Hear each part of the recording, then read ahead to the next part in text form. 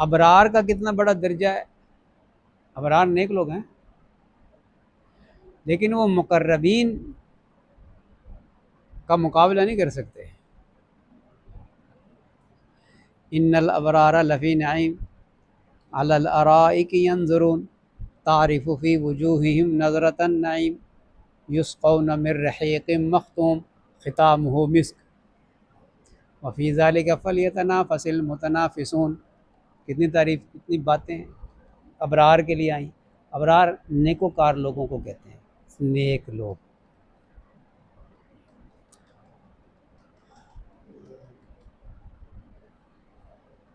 एक हदीस कुदसी में है कि अबरार का मुझसे मुलाकात का शौक़ बहुत बढ़ गया है और मैं उनसे भी ज़्यादा उनसे मिलने का मुश्ताक हूँ। एक हदीस कुदसी में। अल्लाह। तो अबरार का कितना दर्जा होगा। अल्लाह ने कितनी आयात नाजिल की है, इन्नल अबरार लफ़ी नईम अलल अराइकी यंजुरून। क्योंकि मुश्ताक से ना, अल्लाह की मुलाकात के मुश्ताक थे, तो अल्लाह ने फरमाया कि वो सामने होंगे, अल्लाह के दीदार करते होंगे।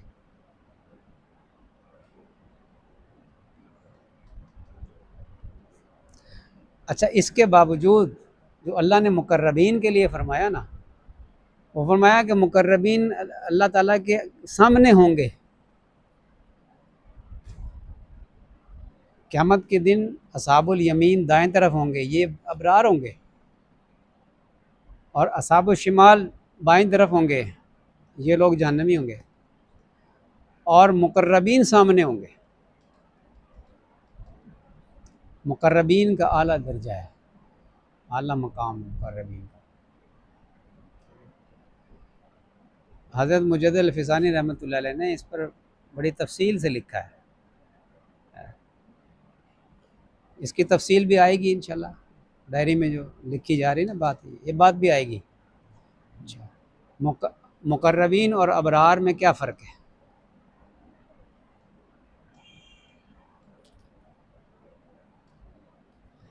नेक लोग जो होते हैं ना, मैं उस एक मिसाल हज़रत मुजद्दिद रहमतुल्लाह अलैह ने लिखी है कि मुकर्रबीन जो अबरार होते हैं ना, वो अल्लाह की मुलाकात के मुश्ताक होते हैं, जैसे हदीस कुदसी में भी है।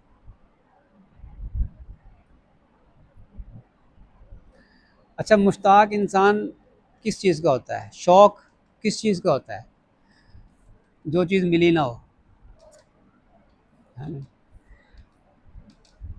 कि जी मुझे बादशाह सलामत से मुलाकात करने का शौक़ है, मुलाकात हुई नहीं ना। अच्छा, जब मुलाकात हो जाए और उसका वो मुकर्रब बन जाए बादशाह का, फिर शौक़ बाकी रहता है। क्यों जी, शौक़ रहता है, शौक़ तो पूरा हो गया ना। अच्छा, एक और मिसाल दी है कि इंसान का नफ्स इंसान के साथ है, इंसान सबसे ज़्यादा मोहब्बत अपने नफ्स के साथ करता है कि नहीं। तो नफ्स का शौक़ होता है इंसान को, क्योंकि वो तो अपने साथ ही है।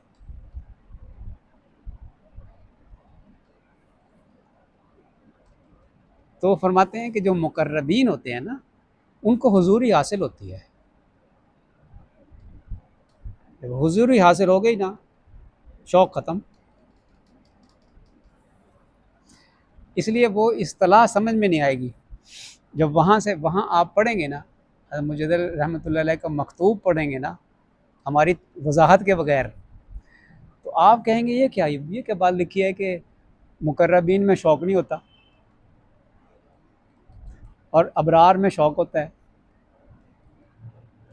तो आप जब पहली मरतबा पढ़ेंगे तो आप कहेंगे यह तो शौक़ वाला जो है, शौक़ वाला जो वो अफजल होना चाहिए, उसमें शौक़ ही कोई नहीं है।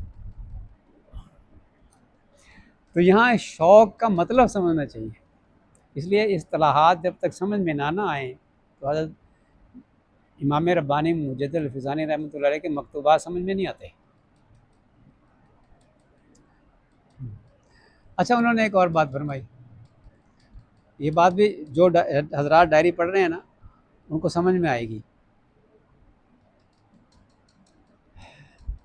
अबरार जो होते हैं वो जन्नत की तलब इसलिए करते हैं कि जन्नत अल्लाह ताला ने मज़ेदार चीज़ बनाई है, मज़ा आएगा, बड़ा मज़ा आएगा जन्नत में।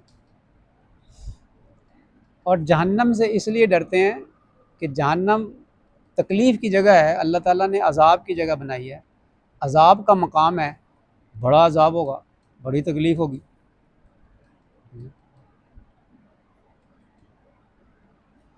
अच्छा, जो मुकर्रबीन है ना, वो जन्नत की तलब इसलिए करते हैं कि अल्लाह ताला शानहू पसंद फरमाता है कि मेरे मेहमान खाने को मेरे बंदे तलब करें। मैं अगर जन्नत को तलब करूँगा तो अल्लाह खुश होगा। अच्छा, जहन्नम से इसलिए पनाह मांगते हैं कि अल्लाह ने वो अज़ाब की जगह बनाई है, अल्लाह चाहते हैं कि मेरे बंदे इससे डरें, इससे बचें, तो इससे बचने की कोशिश करने में मेरे अल्लाह की रज़ा है। अब बताइए दोनों में फ़र्क क्या है?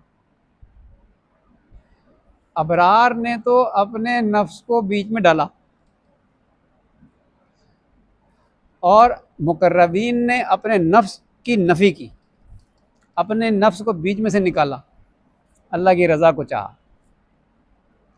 ये मुकर्रबीन का मकाम है। इसलिए हज़रत मुजद्दिद रहमतुल्लाह अलैह फरमाते हैं कि इन अबरार को अभी फ़िनाए नफ्स हासिल नहीं हुई, अभी इनके अंदर नफ्स का कुछ हिस्सा अभी बाकी है, इनको फ़नाउल फ़ना नसीब नहीं हुई। अल्लाह ताला की ये मेहरबानियाँ हैं कि अल्लाह तबारक व तआला शानू ने इन अबरार के लिए भी इतना कुछ रखा है। तो अबरार में ही शामिल हो जाएं तो इन्नल अबरारा लफ़ी नईम अलल अराइकी यंज़ुरून तारिफ़ु फ़ी वुजूहिहिम नज़रतन नईम, उसके चेहरों, उनके चेहरों पे भी नज़र आ रही होगी बशाशत। तो ये बड़ी बात है। तो इसकी तकसीम तो मशाइख़ सूफिया में से कोई कोई बताता है और कोई कोई उस मकाम तक पहुंचता है जिस मकाम तक चाहा है। अभी वो हम एक क्लिप सुन रहे थे मुफ्ती अदनान काका खेल साहब का कि सिंध में एक बुज़ुर्ग थे, वो बीमार हुए, गुर्दे की तकलीफ़ हुई, और गुर्दे की तकलीफ़ बहुत शदीद होती है, हदीस में भी इसका ज़िक्र है कि गुर्दे वाले को बहुत दर्द होती है, और जिसने इसको भुगता हो ना वही जानता है। हाँ जी, मैं भी क्योंकि भुगत चुका हूँ कई दफ़ा, तो मैं जानता हूँ, आप लोग नहीं जानते, अल्लाह बचाए। जब गुर्दे की तकलीफ़ होती है ना, तो ना बैठने से चैन मिलती है, ना लेटने से चैन मिलती है, ना खड़े होने से चैन मिलती है, किसी पहलू भी आराम नहीं आता, बहुत तकलीफ़ होती है।